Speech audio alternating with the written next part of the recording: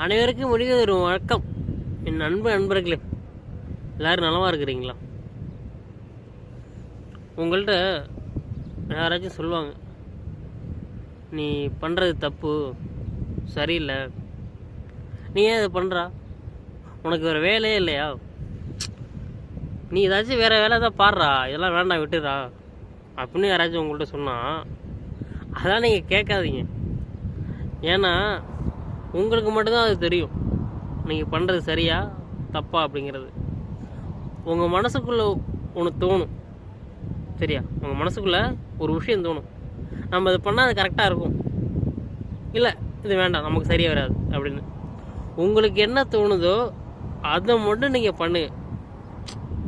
அடுத்தவங்க மனசு கஷ்டப்படும், இல்லை இல்லை அவங்க தப்பாக நினச்சிடுவாங்க, இல்லை அவர் சொன்னாரே அப்படிலாம் நீங்கள் பண்ணாதீங்க.